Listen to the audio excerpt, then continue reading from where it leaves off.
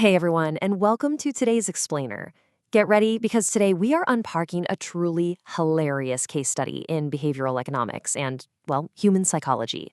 We're going to look at how a completely well intentioned, simple act of wildlife rescue can just rapidly spiral into utter financial chaos. It's got nature, it's got highly questionable fast food logistics, and some absolute masterful manipulation by an 8-year-old. Let's get right into it. Okay, so we're going to kick things off with a seemingly simple math question that's going to guide this whole analysis. How much does a free Walmart parking lot turtle actually cost? I mean, on paper, the math is a total breeze, right? The answer should be zero. It's a wild animal. You literally just pick it up. But as you are about to see, the hidden costs of impromptu wildlife rescue, yeah, they are shockingly high. Now, to really grasp the initial conditions of our little case study here, we absolutely have to talk about the environment. Picture this, a stifling, completely oppressive heat index of 105 degrees. A family is out there just trying to survive a routine grocery pickup. You know the drill. They load up the car, get the 8-year-old son strapped in, secure the bags, and try to flee. The goal here is just to beat the heat, not accidentally become amateur wildlife rehabilitators. Which brings us to part 1, the Walmart rescue mission. So, as the family is desperately fleeing this parking lot, the 8-year-old spots our instigator, a tiny turtle, just trying to cross the absolutely blistering asphalts. And honestly, because of that insane 105-degree weather we just talked about, the parents agree, yeah, this little guy's probably not going to make it. Which, of course, prompts an immediate, highly emotional plea from the backseat. I mean, here is the exact word-for-word quote from the kid. Dad, we gotta get it. We have to take him home. And, well, against literally every single ounce of their better judgment, the parents caved. They actually yielded. Dad gets out of the nice air-conditioned car, scoops up this feral reptile, and they make the ultimately doomed decision to take him home just to see how that works out. The chain of events is now officially in motion. Moving right along to Section 2, the Wendy's box incident. Okay, this perfectly illustrates a deeply, deeply flawed operational strategy. They've acquired a wild animal, right? So they need containment. Step 1, hit the Wendy's drive-thru for lunch. Cool. Step 2, ask the checkout worker for a spare cardboard box. Okay. But step 3, Dad decides that the absolute best place for this highly improvised, totally unsecured enclosure is right smack on the lap of his 8-year-old in a moving vehicle. I mean, what could possibly go wrong? Well, a totally predictable, catastrophic breakdown of containment. That's what. Mom's driving down the road, and absolute panic just erupts from the back seat. It can be summarized by this incredibly frantic quote. Dad, the turtle! Yep, the feral turtle is now actively scaling the walls of the greasy Wendy's box, forcing them into a full-on emergency roadside stop. So, the crucial takeaway here is this absolutely massive gap between expectation and reality.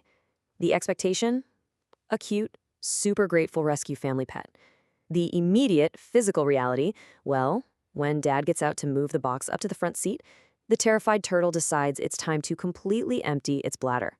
It just pees all over the inside of the Wendy's box, the cardboard instantly dissolves, and hot turtle urine leaks directly down Dad's leg. Oh, and to top it all off, the turtle is now actively trying to bite and scratch him. So yeah, this rescue mission, it has officially morphed into a hostile hostage situation. And that takes us to Section 3, saying goodbye to Germany. So Dad is standing there, literally covered in scratch marks and turtle pee, and the parents gently break the news to their son. They're like, hey buddy, we probably can't keep this specific animal.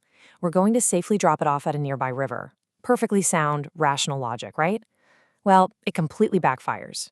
The son just bursts into absolute tears. He is devastated, and he drops the bombshell that he had already formed a deeply emotional attachment, proudly announcing that he had named this aggressive, peeing reptile Germany. You guys, the emotional distress of this child effectively weaponized parental guilt in record time. Look, yes, they successfully dropped the turtle off at the river. Good job. But the child is weeping over the tragic loss of his beloved Germany. The parents naturally feel terrible, so they make a massive strategic pivot. A brand new promise is issued. We will take you to the pet store and see if we can find you a little turtle. Think about that. In 20 minutes flat, they went from surviving an attack by a wild pest to eagerly shopping for a replacement. And this is all before the melting frozen groceries have even made it to the fridge. Which brings us to the grand finale, Section 4, the $150 free turtle. Okay, so they finally drop off the groceries and head straight to the pet store. Take a look at this financial escalation chart. It's wild. They started with a totally free $0 parking lot turtle. But the second they walk into the store, the son completely ignores the reptile section. Instead, he locks eyes on this massive exotic bird with a price tag of $3,500. The parents immediately break into a cold sweat. They are panicking, so they hastily redirect him to the baby birds, pointing out, hey, look, those are only about $40. They really thought they just successfully negotiated a compromise. But they vastly underestimated the procurement strategy of an 8-year-old. The son happily picks out a $40 baby parakeet. But then, he forms this brilliant, devastating alliance with the pet store employee. He casually strolls down the aisles with her, and she just starts listing absolutely everything a new bird could ever possibly need. And he is just gleefully tossing every single premium item right into the shopping cart. And here we have it, the final result of our 105-degree parking lot rescue. By the time the premium cage, the Cuttlebone, the toys, the high-end seed, and the bird itself were all tallied up at the register, it was $150 later.